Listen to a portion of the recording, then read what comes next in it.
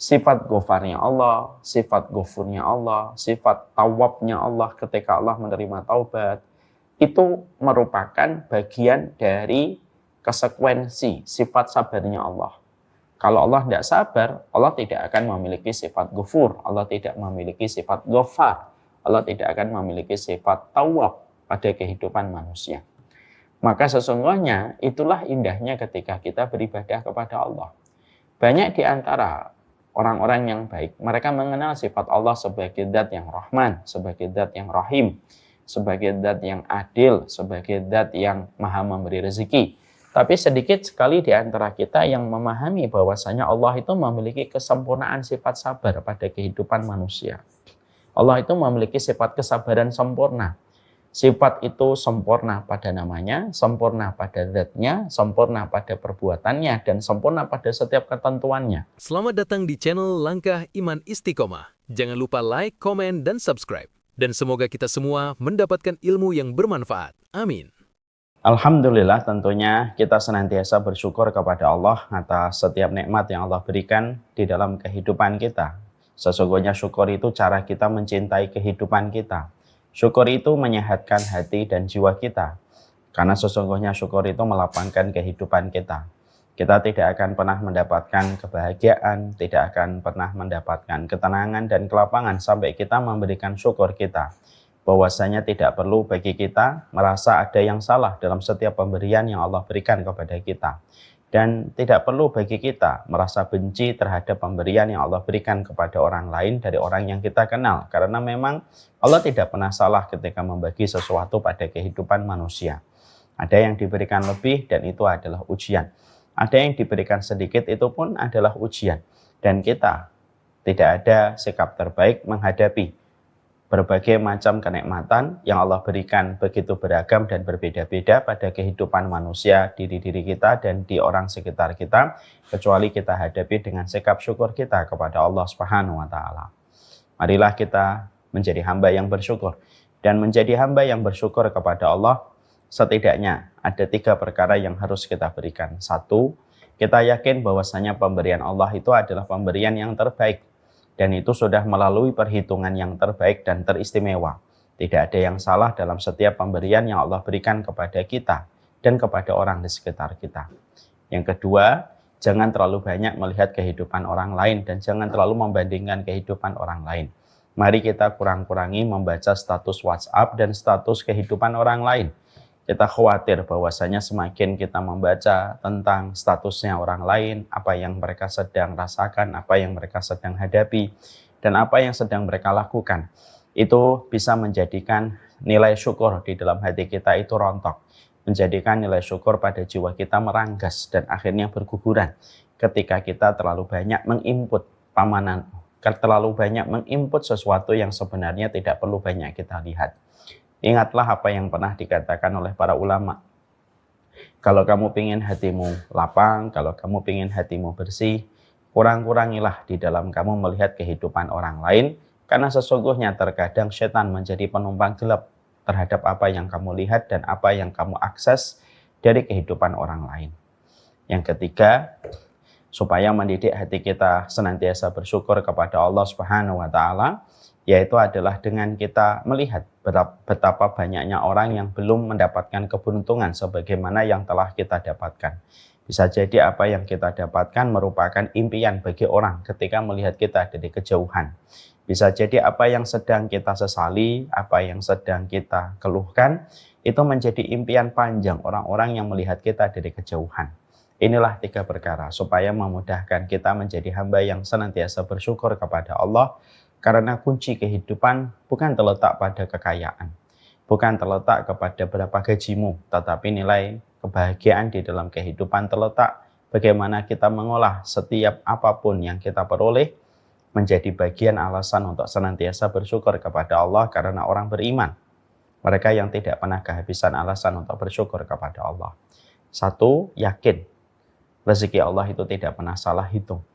2, jangan banyak melihat kehidupan orang lain. Yang ketiga, menyadari betul di tengah kesendirian kita bisa jadi apa yang sedang kita keluhkan adalah impian bagi orang ketika melihat kita dari kejauhan. Semoga kita menjadi hamba yang bersyukur. Kepada seluruh para penuntut ilmu salihin dan salihat yang semoga Allah cintai dan semoga kita menjadi keluarga di antara keramaian umat. Tidak ada perjalanan terbaik kecuali adalah perjalanan kita menuju kepada Allah. Kita ketika menuju kepada Allah tentunya melewati setiap kepenatan dan pastinya kita merasakan setiap kelelahan dan pastinya kita juga berhadapan dengan setiap perjuangan. Tetapi sesungguhnya ketika kita berlari menuju kepada Allah dan kita terus membuat aktivitas supaya kita dapat dicintai oleh Allah, maka itu merupakan perkara yang akan membuahkan kepada kita keselamatan pada kehidupan di akhirat. Kalau kita senantiasa menuju kepada makhluk, maka sesungguhnya semakin lama kita berlari menuju kepada keramaian manusia, maka semakin menjadikan kita merasakan kelelahan dan pastinya kita merasakan keletihan dan tidak ada ujungnya. Perjalanan terbaik manusia itu adalah ketika dia berlari kepada Allah, karena sesungguhnya terkadang kita berkumpul pada keramaian manusia itu banyak penyakitnya dan tidak ada obatnya, kecuali adalah ketika kita berlari menuju kepada Allah. Berlari menuju kepada Allah tentunya adalah bagaimana kita bukan hanya sekedar berlari, bukan hanya sekedar kita membuat quotes-quotes yang indah yang kita taruh di status WhatsApp, bagaimana kita membuat tulisan tentang pentingnya Allah, tentang cintanya kita kepada Allah. Tapi lebih daripada itu, bagaimana merealisasikan bagaimana kita berlari menuju kepada Allah, yaitu adalah bagaimana kita menghadirkan setiap apa yang kita lakukan, setiap apa yang kita kerjakan, bisa menjadikan diri kita diridhai oleh Allah Subhanahu wa Ta'ala. Orang yang dicintai oleh manusia, pada dasarnya dia akan terus membutuhkan manusia dan harus siap dengan kekecewaan. Tapi orang yang mereka dicintai oleh Allah maka tidak membutuhkan makhluk siapapun di dalam kehidupan. Kalau dia betul-betul dengan usahanya, effortnya, ikhtiarnya, supaya dia dicintai oleh Allah, maka dia mendapatkan cintanya Allah dan orang yang dicintai oleh Allah tidak membutuhkan makhluk. Dia menjadi orang yang betul-betul kuat berakar sebagaimana pohon yang berakar ke dalam tanah. Sehingga itulah perumpamaan bagi mereka yang telah menjadikan Allah menjadi tujuan di dalam kehidupan mereka. Allah menyampaikan di dalam surat Ibrahim, Alam tara kaifa daraballahu masalan kalimatan thayyibah kasajaratin thayyibah asluha sabitun wa far'uha fis sama. Apakah kamu tidak memperhatikan bagaimana kalimat thayyibah itu atau kalimat tauhid sebagaimana perumpamaan sebagaimana pohon yang berakar ke dalam tanah menghujam begitu kuatnya. Asluha sabitun, bahwasanya akarnya ada di dalam tanah, wa far'uha fis sama, tetapi daun-daunnya menjulang ke atas langit.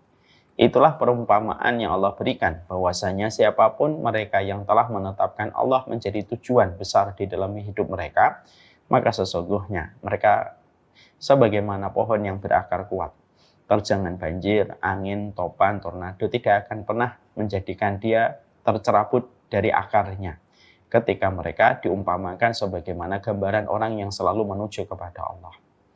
Sekali lagi, kehidupan kita dikelilingi dengan banyak perkara yang tanpa kita sadari mengandung banyak oksidan dan banyak racun yang menjadikan kita bisa mendapatkan dampak penyakit. Kerumunan manusia sering menjadikan kita sedih, kerumunan manusia menjadikan kita overthinking, kerumunan manusia menjadikan kita terbebani hati dan jiwa kita.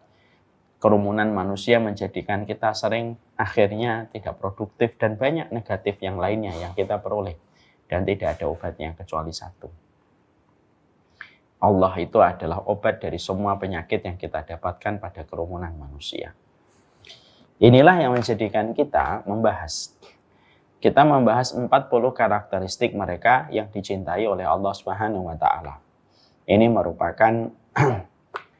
merupakan perkara yang harus kita mengerti dan ini merupakan perkara yang harus kita pahami dengan benar, yaitu adalah bagaimana kita betul-betul merealisasikan setiap aktivitas dan kegiatan yang kita lakukan supaya betul-betul kita mendapatkan cinta dari Allah.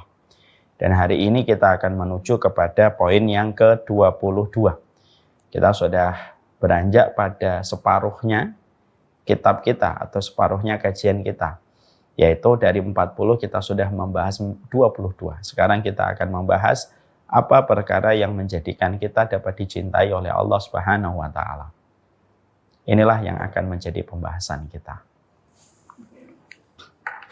Di sini diterangkan bahwasanya orang yang dicintai oleh Allah Subhanahu wa taala yaitu adalah mereka yang senantiasa bersabar dan senantiasa istiqomah dan mereka konsisten.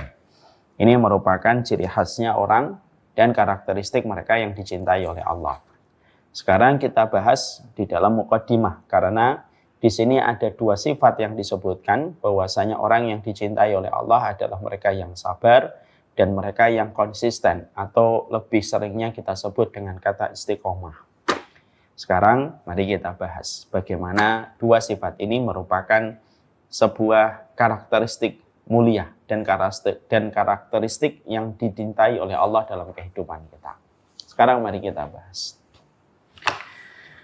Seluruh para sholihin dan sholihat, sebelum kita membahas tentang sabar dan definisi dari sabar itu, dan kita juga membahas tentang istiqomah dan konsisten, keutamaan yang melekat pada keduanya, setidaknya saya ingin menyampaikan kepada kita dua muqaddimah. Dua muqaddimah ini supaya memudahkan kita sebelum kita memasuki pembahasan inti. Yang pertama, kita harus mengerti betul dan kita harus mengimani serta meyakini, hakul yakin, bahwasanya Allah ketika memerintahkan kita kepada satu perkara dan Allah menjadikan kita mencintai perkara itu, maka pastikan bahwasanya sebelum Allah perintahkan itu kepada kita, maka Allah telah memiliki kemuliaan sifat itu yang melekat kepada namanya, melekat kepada sifatnya, dan melekat kepada perbuatannya sebelum perbuatan itu diperintahkan dan diwajibkan kepada kita sebagai orang yang beriman kepadanya. Allah menyuruh kita berkasih sayang, maka Allah pun sudah sempurna di dalam kasih sayangnya. Ketika Allah mensifati dirinya dengan kata dan sifat Al-Alim, maka sesungguhnya Allah itu sudah maha berilmu. Ini merupakan contoh bahwasanya sebelum Allah mewajibkan kepada setiap hamba yang beriman kepada sesuatu dan kepada satu sifat, Allah itu sudah mewajibkan kemuliaan itu. Ada pada namanya, ada pada sifatnya, dan ada pada perbuatannya. Sama pula, ketika kita memahami bahwasanya Allah mewajibkan kita untuk bersabar, karena sesungguhnya sabar itu merupakan sebuah kewajiban. Nanti kita akan bahas bagaimana keutamaan sabar itu sendiri. Tapi sebelum Allah mewajibkan kita pada kehidupan itu bersabar, karena sabar itu bukan pilihan. Sabar itu merupakan sebuah komitmen dan sabar itu merupakan sebuah kewajiban. Dia bukan pilihan. Kita boleh sabar, kita boleh tidak. Salah. Itu tidak benar. Yang benar itu sabar itu merupakan sebuah komitmen dan merupakan sebuah konsekuensi. Dan memang pada dasarnya fitrah kehidupan itu tidak bisa kita lewati, gelombangnya tidak bisa kita kalahkan kecuali dengan setiap kata kesabaran. Sebelum Allah mewajibkan kita bersabar, maka sesungguhnya tidak ada zat yang paling bersabar pada kehidupan alam semesta ini, dari kehidupan dunia dan kehidupan seluruh alam semesta yang tidak terjangkau oleh logika dan akal dan ilmu pengetahuan kita. Tidak ada zat yang paling bersabar pada kehidupan alam semesta ini kecuali adalah Allah. Mari kita dengarkan sebuah hadis yang sangat indah yang disampaikan oleh Nabi SAW. Laisa hunaka syai'un asbar ala adza minallah. Kamu tidak pernah jumpai dan tidak pernah kamu dapati satu zat yang paling bersabar di atas kehidupan alam semesta kecuali Allah. Fa innallaha la yu'afihim wa yarzuquhum wa innahum la yad'una lahu waladun. Kalau kamu tahu bagaimana sabarnya Allah, Allah yang telah memberikan kepada manusia afiat, Allah memberikan kepada manusia kehidupan, Allah memberikan kepada manusia rezeki, dan Allah memberikan kepada manusia setiap apapun yang mereka butuhkan dalam kehidupan, tetapi sebagian dari manusia yang Allah sudah berikan kehidupan, Allah berikan rezeki. Wa innahum la yad'una lahu waladun. Tapi sesungguhnya mereka dengan tega berani berkata dan menuduh Allah itu memiliki anak. Padahal memiliki anak yang mereka tuduhkan kepada Allah itu merupakan perkataan yang paling berat. Kalau kita kaitkan dengan surat Maryam, perkataan ini merupakan perkataan yang paling dibenci oleh Allah. Dan apabila dikaitkan kepada langit dan dibebankan kepada langit, langit pun akan menjadi pecah. Saking buruknya perkataan ini kepada Allah dan maha suci Allah terhadap apa yang mereka katakan ketika Allah memiliki anak. Hadis ini memberikan kepada kita. Allah itu zat yang begitu sabar pada kehidupan alam semesta ini. Sehingga ketika Allah mewajibkan kita di dalam kehidupan kita untuk melewati setiap perjalanan hidup kita dengan sabar, Allah itu paling sabar. Bukankah ada satu kalimat yang bisa menjadi perenungan untuk kita? Bukankah engkau bermaksiat di dalam kamar, tetapi Allah yang mengirimkan oksigen yang kamu hirup? Walaupun kamu di dalam kamar, kamu sedang bermaksiat kepada Allah. Bukankah orang yang sedang berzina ketika dia sedang bergumul dengan lawan jenisnya dalam kondisi tidak halal ketika sangat dimurkai oleh Allah? Bukankah Allah yang telah memberikan paru-parunya nafas sampai dia bisa menyempurnakan zinanya? Itu menunjukkan kepada kita satu kalimat, satu pelajaran. Tidak ada zat yang paling bersabar pada kehidupan alam semesta kecuali adalah Allah. Makanya kita mendapati bahwasanya tidak semua orang yang bermaksiat seketika Allah langsung azab mereka. Tetapi Allah berikan peringatan, Allah berikan kepada kita banyak pelajaran, Allah turunkan kepada kita Al-Quran, Allah utus kepada kita para nabi, Allah jadikan di antara para nabi, umatnya nabi yang betul-betul setia mengikuti para nabi, supaya mereka bisa mengingatkan umat akan sebuah kesalahan, mengingatkan umat akan sebuah kemaksiatan. Dan itu merupakan bagian dari sabarnya Allah kepada setiap kejadian kepada setiap apapun yang dilakukan manusia. Makanya tidak pernah kita jumpai zat sebaik Allah ketika memperlakukan setiap makhluknya. Saya ambilkan sebuah hadis lagi menjadi perenungan betapa sabarnya Allah. Supaya nanti memudahkan kita untuk sabar karena Allah pun sudah sabar menghadapi kita. Bukankah kita kalau melihat ada orang melakukan dosa, dia bermaksiat kepada Allah. Saya melihat fulan melakukan maksiat. Ketika saya melihat fulan melakukan maksiat, fulan itu sedang durhaka kepada Allah. Wajar dong kalau saya cinta sama Allah, melihat orang sedang bermaksiat kepada Allah, dia durhaka kepada Allah, saya mencelaknya, saya membulinya. Wajar dong, secara logika dapat diterima, karena kecintaan saya kepada Allah menjadikan saya membuli orang yang durhaka kepada Allah secara logika. Secara emosional itu pun bisa dibenarkan. Tapi ternyata perhatikan bagaimana tuntunan yang justru mengarahkan kita kepada kondisi yang sebaliknya. Kita kalau sedang melihat saudara kita bermaksiat, kita dilarang oleh Allah melalui lisan Nabi Muhammad SAW. Jangan membuli orang yang sedang berlaku dosa ketika berbuat kemaksiatan. Tidaklah kamu membuli orang ketika sedang berbuat dosa atau sedang tergelincir membuat sebuah kesalahan dan kemaksiatan, kamu membulinya. Bisa jadi kamu akan diuji dengan dosa dan kemaksiatan yang sama. Dan belum tentu kamu selamat dari dosa itu, dan belum tentu kamu selamat dari kemaksiatan itu. Sebagaimana orang yang kamu bully ketika dia tergelincir kepada dosa. Sholihin dan sholihat, orang-orang yang baik. Bukankah kita ketika mendengarkan hadis itu, Masya Allah ya, merasakan tidak getarannya Allah SWT, getaran betapa sabarnya Allah. Ketika melihat ada orang melakukan kemaksiatan, dia berbuat dosa, tapi justru kita diperintahkan untuk tidak membulinya, tidak menghujatnya, padahal dia sedang durhaka kepada Allah. Kalau Rabb yang kita sembah, Tuhan yang kita sembah, tidak memiliki kelapangan dan keluasan sabar, tiada batas, nggak mungkin ada syariat seindah ini ketika memperlakukan orang yang jatuh di dalam dosa dan kemaksiatan. Pastilah syariat akan membenarkan emosi manusia ketika melihat orang berbuat maksiat, kita ikut membulinya gitu. Tapi ternyata karena Rabb yang kita sembah dan Rabb yang dia durhaka kepada Rabb itu adalah Rabb yang sabar, justru menyuruh kita yang tidak berbuat maksiat, jangan membulinya, tapi diperintahkan kita untuk memeluknya, mengingatkan dengan baik, merahasiakan dosa dan kemaksiatan yang telah dia kerjakan, lalu disuruh kita untuk mendoakan dia supaya dia kembali kepada jalan Allah. Ini tidak mungkin akan ada satu hadis seindah ini kalau kita tidak memiliki Rabb yang paling sabar dalam kehidupan kita.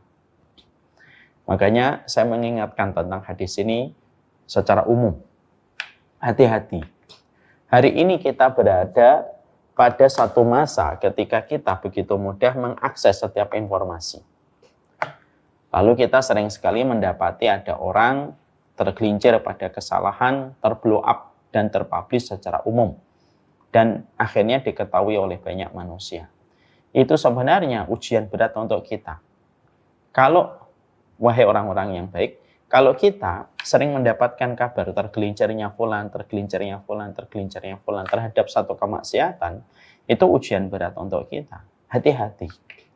Tergelincirnya orang ketika mereka sedang jatuh, terperosok kepada kesalahan, itu menjadikan hari ini kita dikondisikan dengan media sosial yang sudah masif dan selalu memberikan impor informasi sedemikian derasnya per detik, menjadikan kita dikepung dengan ketergelinciran fulan, kesalahan fulan, kemaksiatan fulan, tanpa kita sadari bahwasanya hati-hati. Jangan sampai kita terseret untuk ikut-ikutan like, ikut-ikutan bagi kita untuk like, ikutan untuk membuli seseorang terhadap satu kesalahan yang sedang dia kerjakan, karena bisa jadi hari ini kita membuli dia. Bahkan kita ikut memberikan respon dan mensupport dengan komen ketika ada satu akun sedang mempublish atau mengekspos kesalahan seseorang, lalu kesalahan orang itu diterangkan dengan nama jelas, lalu ada ribuan orang yang akhirnya ikut-ikutan membuli orang tersebut. Hati-hati. Ribuan orang yang ikut membuli orang yang sedang tergelincir. Bisa jadi orang tersebut dia bertobat dan Allah terima tobatnya. Dan bisa jadi belum tentu kita bertobat karena kita selalu merasa benar ketika kita merasa tidak sebagaimana fulan.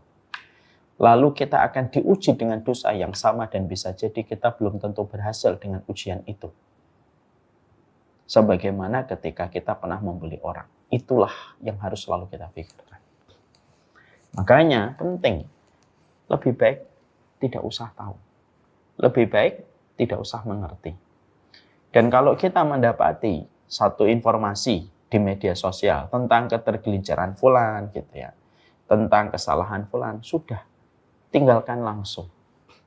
Apalagi ketika berita dan informasi yang kita dapatkan sudah menyebutkan nama terang. Takutlah, wahai orang-orang yang baik, sahabat-sahabat yang baik, takutlah kamu, yaitu kepada sebuah ancaman dari Allah Subhanahu wa taala yang diterangkan oleh Nabi. Kalau kamu melihat pelaku dosa, lalu ikut membuli pelaku dosa itu ketika dia sedang bermaksiat kepada Allah, kamu tidak akan dimatikan oleh Allah sampai kamu diuji dengan dosa yang sama, dan bisa jadi kamu pun tidak selamat dari dosa itu.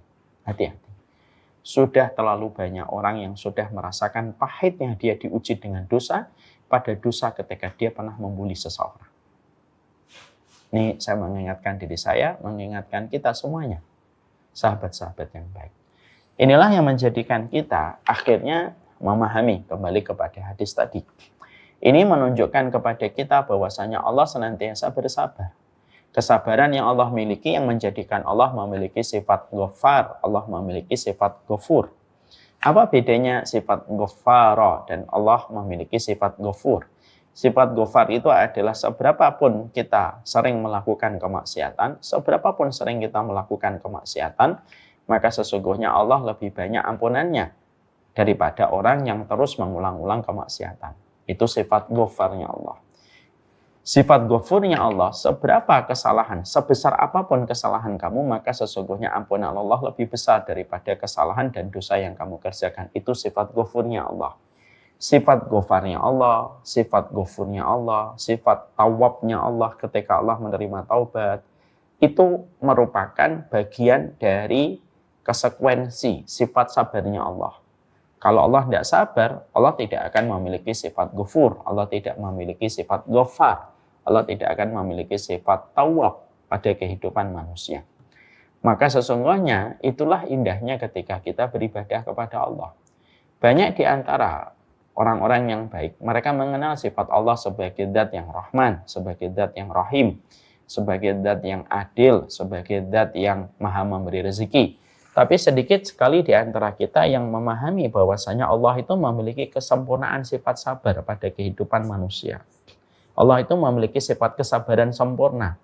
Sifat itu sempurna pada namanya, sempurna pada zatnya, sempurna pada perbuatannya, dan sempurna pada setiap ketentuannya.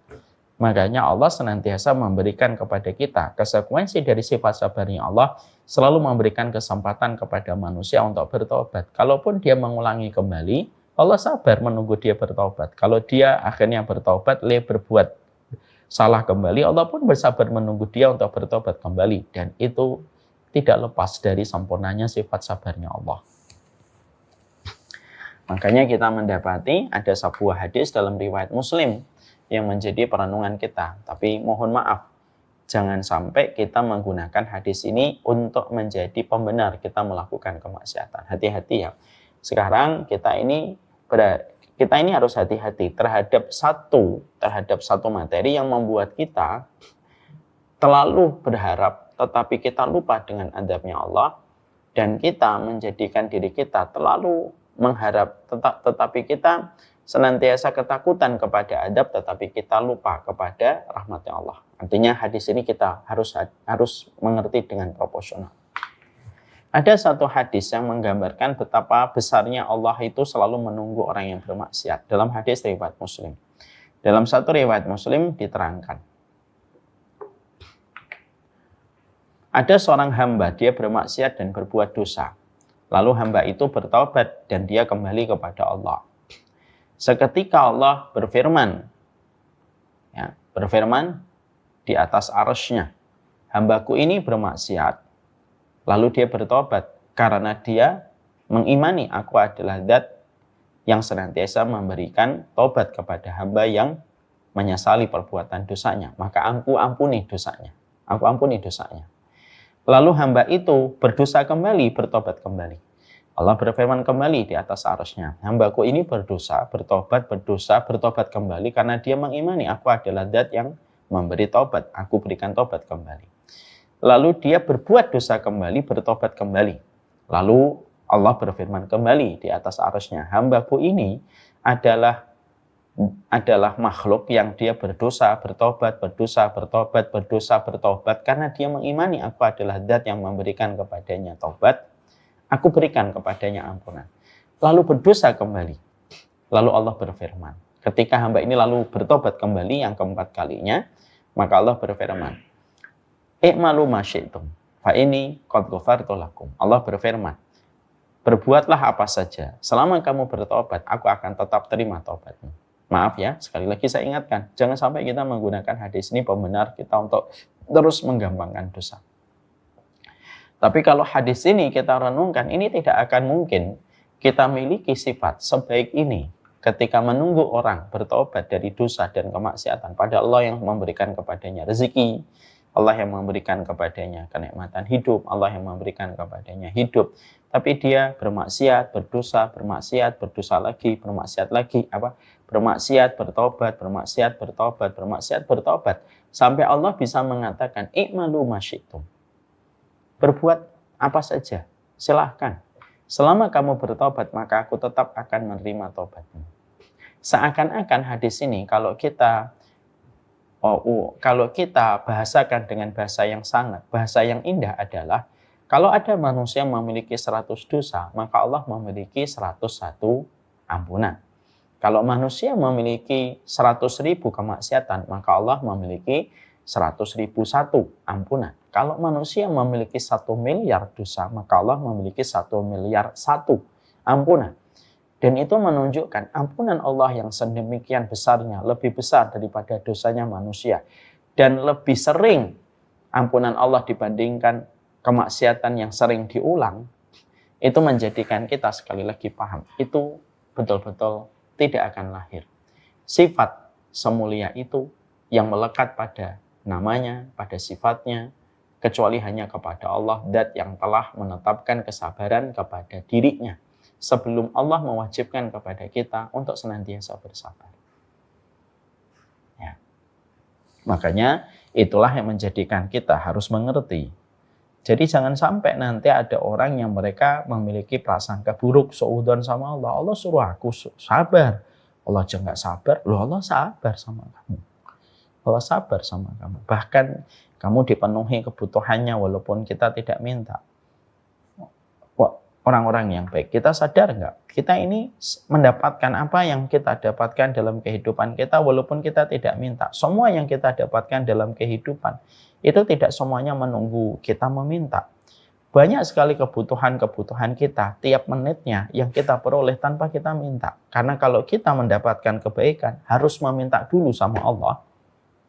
Tentunya kita akan berantakan hidupnya karena tiap malam kita harus checklist apa yang kita minta kepada Allah sebelum hari berganti dengan hari berikutnya. Tapi lihat, hidup tetap berjalan baik walaupun kita tidak meminta. Kita tidak meminta jantung berapa kali memompa darah.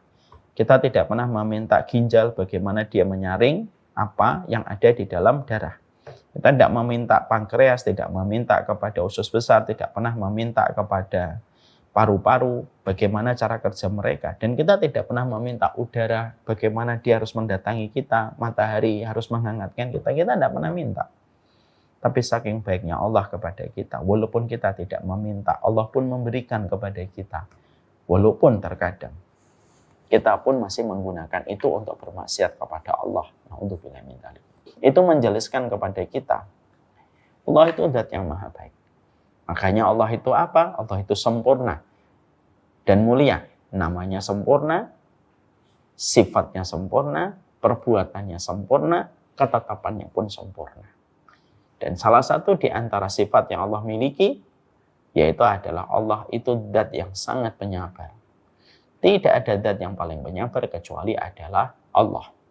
Dan siapa yang bersabar pada kehidupan makhluknya, yaitu kehidupan para nabi, terutama dan terkhusus kepada para nabi ulul azmi, yang mereka diberikan keteguhan, kekuatan untuk menghadapi ujian berat di dalam perjalanan mereka untuk mengemban risalah kenabian ketika menyampaikan kepada banyak manusia untuk beribadah kepada Allah. Makanya ulul azmi termasuk role model di dalam kesabaran. Fasbir kama sabara ulul azmi minar rusul. Sabarlah kamu sebagaimana sabarnya para nabi ulul azmi dalam kehidupan mereka. Karena sesungguhnya tidak ada yang paling bersabar kecuali orang yang paling mengenal Allah. Dan orang yang paling mengenal Allah itu di antara seluruh kehidupan manusia dari awal sampai akhir ada 5. Nabi Nuh, Nabi Musa, Nabi Ibrahim, Nabi Isa, dan Nabi Muhammad Sallallahu Alaihi Wasallam. Ini mukadimah yang pertama. Mukadimah yang kedua, kenapa kehidupan kita harus senantiasa bersabar? Ini kan harus dijawab dulu. Maka sesungguhnya sabar itu tidak hanya berbicara tentang pahala, tidak hanya berbicara tentang ketaatan, tapi yang harus kita mengerti kenapa pada konteks kehidupan di dunia kita memang harus bersabar. Yang pertama, karena fitrah kehidupan itu tidak bisa untuk kita lewati algoritmanya, codingnya, atau bahasanya. Kehidupan itu tidak bisa kita lewati kecuali harus sabar. Orang yang tidak beriman aja harus sabar. Sabar ketika pengen punya anak, mereka harus mengandung, merasakan mual, merasakan morning sick ketika awal-awal dia mengandung, sampai akhirnya 9 bulan dia baru melahirkan. Itu pun dengan risiko yang berat, yaitu dengan seluruh kekuatan yang dia miliki ketika melahirkan. Kalaulah orang yang tidak beriman pun harus melewati kehidupan ini dengan kesabaran. Berpindah dari satu tempat kepada tempat yang lain harus membutuhkan waktu, walaupun dia kaya raya. Kalaulah orang yang tidak beriman saja, mereka pun harus memberikan kesabaran pada perjalanan hidup. Maka sesungguhnya orang yang beriman itu lebih layak untuk memahami kenapa pada kehidupan dunia itu memang butuh sabar. Orang tidak beriman aja harus sabar kok hidup di dunia. Apakah orang beriman tidak saling mencela? Apakah orang tidak beriman tidak saling membenci? Apakah orang beriman tidak saling bertengkar? Mereka pun melewati sama dengan apa yang dilewati oleh kaum muslimin. Kalau mereka saja harus melewati betapa beratnya kehidupan ketika mereka menjadi orang yang melewati kehidupan dengan sabar, loh apalagi orang beriman. Orang beriman itu paham fitrah kehidupan itu tidak bisa kecuali dengan kesabaran. Allah mampu nggak menciptakan kita tanpa kita memiliki hati yang cemburu? Mampu, tapi kenapa dijadikan hati kita cemburu? Supaya kita mampu memberikan versi terbaik kita, mengelola kecemburuan kita dengan cara yang Allah ridhai dan mendapatkan pahala. Dan kita sabar atas apa yang kita rasakan. Allah mampu nggak menjadikan kita kalau ingin memiliki anak, istri kita tidak usah mengandung selama 9 bulan. Mampu. Mau nanti di surga setiap perempuan yang ingin punya anak, dia tidak merasakan sakit. Dan seketika dia ingin punya anak, seketika anaknya lahir. Tapi kenapa kehidupan di dunia itu harus melewati kandungan selama 9 bulan dengan proses yang super ekstra harus dilewati gitu. Ya supaya akan tersingkap siapa di antara orang-orang itu yang nanti bersabar. Allah mampu nggak menjadikan kehidupan kita di dunia ini tanpa kita kencing, tanpa buang air besar, tanpa penyakit? Mampu. Di surga itu nggak ada penyakit. Mampu nggak menjadikan kita nanti di surga tidak ada penyakit? Mampu. Kecil itu bagi Allah. Tapi kenapa Allah jadikan di dunia kita ada penyakit, ada kencing, ada BAB, kotoran besar gitu? Ya supaya kita sabar ketika kita mengeluarkan kencing, mengeluarkan kotoran, kita bersabar dan melewatinya itu supaya kita bisa mendapatkan salah satu keutamaan, yaitu adalah sabar. Makanya sampai kita mendapatkan, kenapa Allah ciptakan alam semesta ini 6 hari, 6 masa, fi sittati ayyamin summa stawa 'alal arsy. Yaitu adalah bagaimana Allah menciptakan alam semesta ini dalam kondisi 6 masa. Kemudian Allah bersemayam di atas arsy-Nya. Kenapa Allah ciptakan alam semesta ini 6 masa? Padahal Allah mudah untuk menciptakan alam semesta ini, kun fayakun.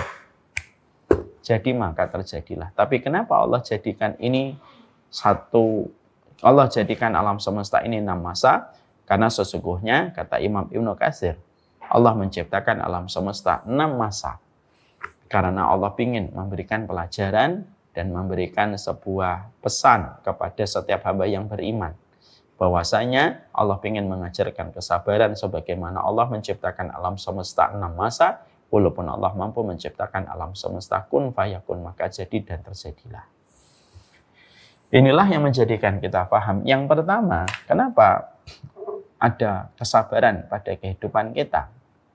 Ada kesabaran pada kehidupan kita, karena pada dasarnya fitrah kehidupan itu tidak bisa kita lewati kecuali adalah dengan kesabaran.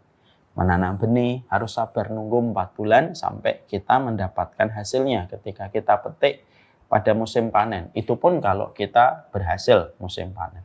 Kadang-kadang diuji dengan hama, diuji dengan cuaca, diuji dengan hujan dan banjir yang menjadikan kita gagal panen. Itu pun ada ujiannya. Setiap kehidupan kita tidak bisa kita lewati kecuali dengan mata uang bernama kesabaran. Makanya pada kehidupan kita ada 4 perkara yang tidak kita suka. Mau tidak mau 4 perkara ini pasti kita akan hadapi. Mau tidak mau 4 perkara ini pasti kita akan cicipi pada perjalanan kita. Apa 4 perkara ini? Yaitu 4 perkara yang tidak disukai oleh jiwa kita itu adalah ada namanya kesulitan. Yang kedua ada namanya kesedihan. Yang ketiga ada namanya perpisahan. Yang keempat ada namanya rasa sakit. 4 perkara ini nggak kita suka. Jiwa kita nggak suka kesulitan. Jiwa kita nggak suka kesedihan. Jiwa kita nggak suka perpisahan. Dan jiwa kita juga tidak suka rasa sakit. Tapi 4 perkara ini nggak pernah lepas. Sebagaimana benda dengan bayangannya tidak akan pernah lepas. Kehidupan itu tidak akan pernah lepas dari 4 yang kita kategorikan sebagai bayang-bayang kehidupan yang pasti ada di dalam kehidupan kita. Di situ ada cahaya, di situ pasti ada bayang-bayang. Di situ ada kehidupan, di situ pasti ada 4 perkara ini. Dan kita tidak akan bisa menghadapi 4 perkara itu kecuali dengan sabar. Mau, silahkan. Tidak mau juga tidak apa-apa. Tapi kalau kamu tidak mau, ya tidak apa-apa. Tapi sebenarnya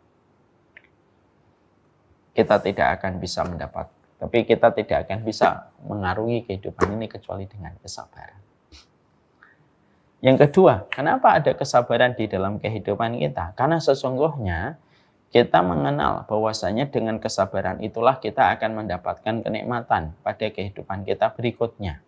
Karena kenikmatan pada kehidupan berikutnya tidak bisa kita raih, tidak bisa kita peroleh kecuali dengan kesabaran pada setiap ketaatan yang kita kerjakan. Maka sesungguhnya dengan kita melewati kehidupan ini dengan sabar supaya Allah itu memantaskan balasan kepada orang yang bersabar pada kehidupan berikutnya. Orang yang sabar meninggalkan kemaksiatan, merekalah orang yang paling pantas mendapatkan kenikmatan pada babak berikutnya. Karena itu merupakan sifat keadilan Allah. Makanya sifat kesabaran itu tidak bisa kita lepaskan dalam kehidupan. Kenapa? Karena kehidupan kita terdiri dari 2 babak. Kehidupan pertama, babak yang pertama, babak yang kedua. Karena kehidupan kita ada dua babak, ada babak pertama, ada babak kedua. Babak kedua itu sangat tergantung dengan tingkat kesabaran yang kita lewati pada babak yang pertama, supaya kita diistirahatkan pada babak yang kedua. Ya. Orang yang telah bersusah payah merintis sesuatu, maka biasanya dia akan beristirahat dan mendapatkan banyak profit, akan mendapatkan banyak materi setelah dia berusaha secara maksimal. Sama pula, itu analogi paling basic dan paling sederhana. Kenapa Allah jadikan kita melewati berbagai macam kehidupan ini harus dengan sabar? Supaya kita merasakan lezatnya dan nikmatnya istirahat pada kehidupan kita babak yang kedua. Karena babak kedua itu sangat tergantung dengan babak yang pertama. Ya kalau kita tidak pernah melewati dengan kesabaran, maka sesungguhnya kita tidak akan pernah merasakan lezatnya kita beristirahat. Orang yang lama berdiri, maka dia akan merasakan nikmatnya duduk. Orang yang telah lama melakukan perjalanan panjang, maka dia merasakan beratnya rasa rindu untuk pulang ke rumah. Itu sifat fitrah. Allah menjadikan kita untuk bersabar pada kehidupan kita, supaya kita merasakan masa istirahat ketika kita telah selesai pada waktu kita nanti dipanggil oleh Allah. Memang harus lelah hidup itu. Dan ini kata-kata yang sederhana tapi berat sekali pengamalannya. Hidup itu memang harus lelah. Hidup itu memang letih untuk terus menuju kepada Allah. Kenapa? Supaya ketika saatnya dipanggil pulang, kita merasakan istirahat. Kita merasakan istirahat. Ya. Saya sering memberikan contoh yang sering saya ulang-ulang. Orang kalau lama berdiri di KRL, kereta api gitu, maka dia melihat orang yang duduk itu rasanya nikmat sekali. Kenapa? Karena dia lelah berdiri. Perumpamaan orang yang berdiri di kereta itu perumpamaan orang yang taat. Dia harus sabar dalam segala sesuatu, menahan diri dari riba, menahan diri dari maksiat, menahan diri dari godaan, mengejar kepuasan yang tidak ada kata hentinya, menahan hawa nafsunya. Itu kan semuanya lelah, dan itu manajemennya adalah manajemen super dengan manajemen kesabaran. Manajemen kesabaran itu. Manajemennya harus manajemen kesabaran. Maka orang-orang semacam itu akan merasakan istirahat ketika saat jatahnya pulang. Maka ketika dia pulang, maka dia merasakan istirahat. Saya kalau umrah, saya merasakan kalau umrah itu lelah, letih. Karena kita terus beribadah kepada Allah, berkhidmah kepada para jamaah, memberikan yang terbaik, memberikan ilmu, memberikan bimbingan, memberikan kehangatan dalam perjalanan ibadah itu. Masya Allah. Tapi, Masya Allah, ketika dalam perjalanan kita untuk melakukan ibadat, pada saat pulang itu kan merasakan istirahat sekali. Terutama kalau pesawatnya sudah landing gitu ya, terus langsung pulang ke Bekasi gitu, ketemu keluarga itu langsung ngerasain istirahat banget itu. Karena Allah itu memberikan kepada kita kesabaran yang kedua supaya kita merasakan nikmatnya istirahat. Makanya kehidupan ini harus dilewati dengan berbagai macam kesabaran. Dan itu alasan yang kedua kenapa pada kehidupan di dunia kita membutuhkan kesabaran. Yang ketiga, kenapa pada kehidupan kita harus memberikan kesabaran? Supaya ketika kehidupan kita dilewati dengan kesabaran, semuanya harus sabar. Tidak semuanya harus kita dapatkan apa yang kita mau. Tidak semuanya segera instan kita peroleh. Kenapa? Semuanya itu harus kita lewati dalam perjalanan kehidupan kita. Supaya akhirnya kita tidak membenci kematian. Dan kita paham betapa menyenangkannya hari ketika nanti kita pulang. Dan kita tidak benci pada kehidupan akhirat. Kenapa? Karena kita memang tahu kehidupan dunia itu begini-begini saja. Kalau kita tidak bersabar, kehilangan orang yang kita cintai, maka kita tidak ada keinginan untuk bertemu kembali dengan keluarga yang kita cintai nanti di akhirat. Memang kita manusia itu diuji dengan perpisahan, rasa sakit, kesulitan, kesedihan, supaya dia tahu kehidupan dunia itu pada dasarnya menawarkan berbagai macam hal yang tidak ideal. Kenapa kita masih sedih? Ya karena kita masih menapak kehidupan kita di atas muka bumi. Kenapa kita masih meneteskan air mata? Ya karena kita masih di muka bumi. Kenapa kita merasakan kegetiran hidup? Ya karena kita masih menarik nafas. Selama kita masih menginjakkan kaki di tanah, selama kita masih menarik nafas, selama kita masih makan, selama itu kita harus berdamai dengan kegetiran, kekecewaan, kepahitan hidup. Sehingga semuanya itu Allah berikan, terutama kepada orang yang beriman, Allah berikan kepahitan hidup, kekecewaan, supaya mereka tidak jatuh cinta kepada dunia dan membenci kematian. Supaya kita tidak membenci kematian. Sehingga dengan kesabaran itu menjadikan kita senang dengan kata pulang. Dengan semua kesabaran yang terus kita berikan pada kehidupan di dunia, kita tidak memusuhi kehidupan akhirat. Dan dengan semua kesabaran yang kita lewati pada kehidupan di dunia, menjadikan kita tidak jatuh cinta kepada dunia dan tidak gandrung kepada dunia. Karena kehidupan dunia itu tidak ada yang ideal. Makanya Allah menyebut orang beriman ketika meninggal dunia dengan kata pulang. Irji ila rabbiki radiyatan mardiyah. Pulanglah kamu kepada Allah dalam kondisi kamu ridho kepada Allah dan Allah pun ridho kepada dirimu. Kenapa Allah menyebutnya dengan kata pulang bagi orang beriman? Ya karena orang beriman itu tahu betul dunia itu tempat transit yang tidak ideal. Ya namanya kita perjalanan, kena hujan, kena panas, ada kemungkinan dijamret, ada kemungkinan kita dibully orang, ada kemungkinan kita ditipu orang, namanya juga tempat kita jalan kok. Kapan kita baru merasakan zona nyaman? Ya nanti kalau sudah pulang. Makanya Allah menyebut orang beriman ketika meninggal dunia dengan sebuah ayat di dalam surat Al-Fajr. Irji'i ila rabbiki radiyatan mardiyah. Pulang.